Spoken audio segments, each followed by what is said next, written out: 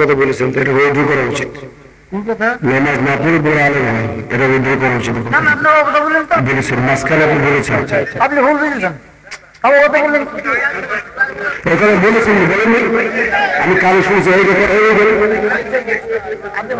না, এগুলো বলতে নেই। বেদার বিষয়ে যে গরিব করে গরিব বেদার কোথায় পেয়েছে, কোন হাদিসে লেখা আছে? হাদিস বের করে না না, আমি দেখান তো করি, আমি বের করে বেদার বের করি না, যাই বের করে এসব কথা কেন বলে মাহবুব এসে না না, সভাপতি এর করে বলে বলবে সব আগে বেদার পেয়ে যাচ্ছে না। আমি হাতের সংবাদ নিয়ে বলে এনেছি, আমি কোথাও ওই দৌড় পাইনি। কোথায় থেকে এরা আবিষ্কার করেছেন? যদি কোনো জায়গায় বেদাত চালু হয় আল্লাহর রহমত ছিল থাকে না। এইবার আসেন, জাহান্নামের ভিতরে একবার আলেমকে হুজুর আসে বলবেন, কত মিথ্যালি ঠাইসে দেবেন। জাহান্নামের ভিতরে একদল আলেমকে দেখা যাবে তারা এমন ভাবে আযাবের পেটের নাড়ি ভুড়ি বেরিয়ে চারদিক ছিটিয়ে গিয়ে জাহান্নামের ভিতরে। পাপিষ্ঠরা এসে জিজ্ঞেস করবে, কি ব্যাপার আপনি আমাদের ভালো ভালো কথা বলতেন, তাই আপনার অবস্থা কেন? তখন উনি বলবেন যে আমি তোমাদের ভালো ভালো কথা বলেছি তো নিজে করিনি। হ্যাঁ থামে আমাকে বুঝতেন। তারপর আল্লাহ পাক কোরআন বলছেন, ওয়াল্লাযীনা ইয়াবিতুনা লিরাব্বিহিম সুজদান ওয়া কিয়ামা। এই ধরনের লোকগুলো যারা আল্লাহর মানে গোলাম, তারা রাত্রি যাপন করবে কি করি? সিজদাবনত হয়ে এবং দাঁড়িয়ে, অর্থাৎ দাড়ি চুপ করে থাকবে না, সালাত আদায় করবে। আমরা যদি এক দুটো পর্যন্ত ওয়াজ করি, রাত্রি সালাত আদায় করবো কখন? হ্যাঁ আরে থামেন। আর সালাত অবশ্যই আদায় করবেন। সালাত যদি আদায় না করেন, আমি বলি তা জানাজা করাই ঠিক না। যে সালাত আদায় করেন মানে জাহান্নামের মধ্যে মানুষ যাবে, জিজ্ঞেস করবে তাহলে তুমি জাহান্নামে যা খারাপ করে আইস কেন? এক নম্বর কথা হবে ক্বালু লাম নাকু মিনাল মুসাল্লিন, আমরা সালাত আদায় করতাম না। আর আমাদের দেশে তো সালাত আদায় না করেও বড় আলেম হয়ে গেছে, তাই না? ওয়ালাম নাকু নুত'ইমুল মিসকিন, আমরা মিসকিনদের হাত দিতাম না। আর এই দেশের নেতা নেত্রীরা মিসকিনদের হার মাইরি খায়, ও হারামিরা কোথায় যাবে? ওয়া কুন্না নাখুদু মা'আল খাইদিন, এই দোষটা আমাদের কিন্তু অনেক আছে। যারা ইসলামের পথে থাকে তাদের নিয়ে আমরা সমালোচনা করতাম, তাদের পাশায় কাটিয়ে দিতাম। আছে না তো দেশে লোক, এই ধরনের লোক বৈদিকাদি খবরটা জানাই যাবেন না। এরা মুসলমান না, আরে জানা যায় মুসলমানের জন্য, জানোয়ারের জন্য না। আল্লাহ আমাদের সবাইকে সরল সঠিক পথে থাকার তৌফিক দান করুন। আর একটা কথা বলি, আল্লাহ পাক বলছেন তোমরা পরস্পর কল্যাণমূলক এবং ভালো কাজে একে অপরকে সাহায্য সহযোগিতা করো। অকল্যাণের কার কাজে একে অপরকে সাহায্য সহযোগিতা করুন না। আপনি বলেন তো তফসির মাহফিলটা কি কল্যাণকর কাজ না অকল্যাণকর কাজ? এই কাজে সাহায্য সহযোগিতা যতদিন আল্লাহ বাঁচে রেখে করেন, আমাদের ভবিষ্যৎ অনেক ভালো হবে। আল্লাহ এই ঈদ মাধ্যমেই আমাদের মানে নাজাতের উসিলা আল্লাহ বানিয়ে দিতে পারেন। আমি এই বলি শেষ করছি। সুবহানাকাল্লাহুম্মা ওয়া বিহামদিকা। এই কথা বলেছেন তো এটা উইথড্র করা উচিত। কোন কথা? নামাজ না পড়ে বড় আলেম হয়, এটা উইথড্র করা উচিত। না না, আপনি কথা বলেন তো বলেছেন, মাঝখানে আপনি বলেছেন, আপনি ভুল বলেছেন, আমার কথা বলেন। এখানে বলেছেন বলেননি, আমি কারো শুনছি এই ব্যাপার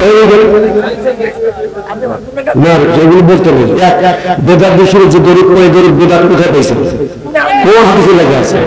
হাদিস বের করে না না, আমি দেখান তো করি, আমি বের করে বেদার বের করি না, যাই বের করে এসব কথা কেন বলে মাহবুব এসে না না, সভাপতি এর করে বলে বলবে সব আগে বেদার পেয়ে যাচ্ছে না। দৌদি ইব্রাহিম ছিলেন আমাদের জন্য, দৌদি ইব্রাহিম আমাদের বাইরে সেগুলো করতে পারবেন। আমি নিয়ে আসেন, আমি হাদিসের কিন্তু হাফেজ। এলোমেলো কথা কেন বলবেন সভাপতি? কেন আলেম টিভিতে কথা বলতে এরকম ঠিক বন্ধ করে, বন্ধ করে এসব কথা বলি। এই সমস্ত গরু নিয়ে খোঁচাখুচি বন্ধ করে, হাত বাতা নিয়ে খোঁচাখুচি বন্ধ করে, কথা বলে এবং নফল ইবাদত বন্দেগী নিয়ে সমস্ত খোঁচাখুচি গুতুগুতি বন্ধ করে। আল্লাহ হেফাজত করে।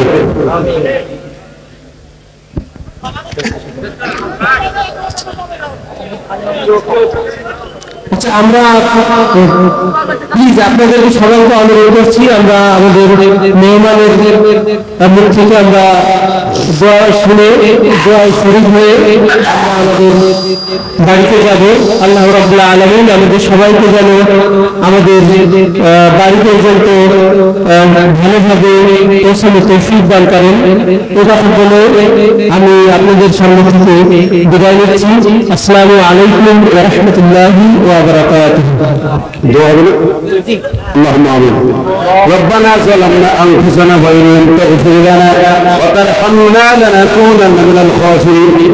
ربنا لا تزغ قلوبنا بعد إذ هديتنا وهب لنا من لدنك رحمة إنك أنت الوهاب. ربنا آتنا في الدنيا حسنة وفي الآخرة حسنة وقنا عذاب النار. الله পাপড় থেকে বেরিয়ে নিয়ন্ত্রণ করিয়াম সর্বশক্তিমান দাতাতে মেহেরবান।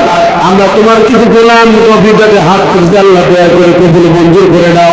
আল্লাহ আমাদের জীবনের সমস্ত গুনাহগুলো মাফ করে দিয়ে দাও। 3 দিন এই মাহফিলের আয়োজন যারা করেছেন, যারা সহযোগিতা করে শুনতে ছুটে এসেছেন, তা আমাদের মাঝে মুসিবতের দিন এই মাহফিলকে আমাদের সকলের জন্য নাজাতের ওসিলা বানিয়ে দাও। রব্বুল আলামিন এই 3 দিন যা আলোচনা করো, কোরআন তেলাওয়াত করো, সালাম জিকির আজকার দোয়া কালাম ভুল করে মাফ করে দিয়া এর তামাম হাদিয়া সব তুমি শোনাও ইলাই বিশ্ব নবীর রওজা মুবারকে পৌঁছে দাও।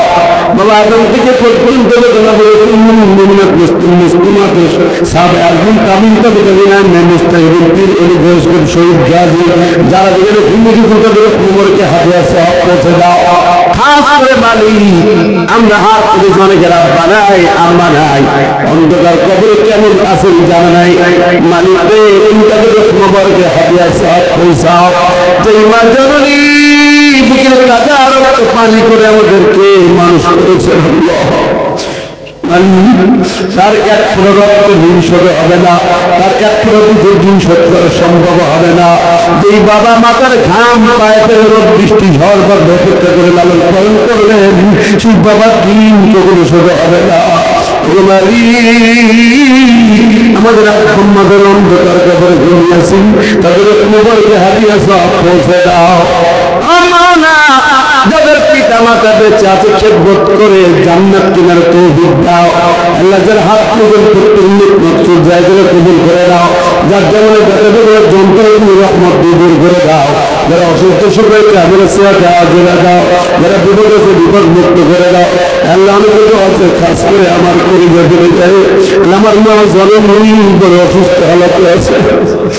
যতক্ষণ মাহফিল করে ঢাকায় ফিরেছি মা শুধু খোঁজা খোঁজা করে সারা কাটতে থেকে মায়ের সঙ্গে দেখা করে মায়ের জন্য চিকিৎসার ব্যবস্থা বড় করে আবার সুস্থ তুমি দোয়া করে সবাইকে দিয়ে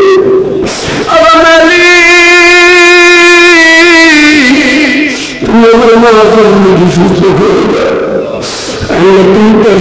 তুমি তোর জবান তোমার জিকিরে তুমি ঘুরে এমনি ভাবে যতজন আছেন তো আছে প্রত্যেকের দোয়া কবুল করে দাও। খাস করে এই সময়টাকে তোমার কোরআনের জন্য কবুল করে দাও, তোমার দিনের জন্য কবুল করে দাও। রব্বুল আলামিন অসংখ্য শহীদের ভেজা এই বাংলার মাটি আর কাগজের হাতে না যায়।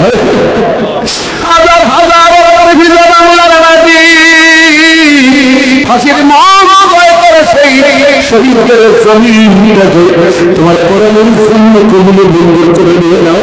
মনে দিকে আল্লামা সাইদের রক্ত জানানোর দিকে তোমার দিন প্রতিষ্ঠার ব্যবস্থা করে দাও। আমার পৃথিবীর মৌসুমগুলোকে তুমি কবুল করে রক্ত ধরতে চাইলা এই মাটিগুলো গর্বিনের পক্ষে যায় আল্লাহ ইহুদিদের তুমি খতম করে দাও, ইসরায়েলকে নিশ্চিহ্ন করে দাও। 180 কোটি মুসলমানকে ঐক্যবদ্ধভাবে তাদের মোকাবেলা করে তৌফিক দান করে দাও। আল্লাহ তুমি আমাদের অন্তরকে জিহাদের থেকে কবুল করে শহীদ আমল করে দাও জানি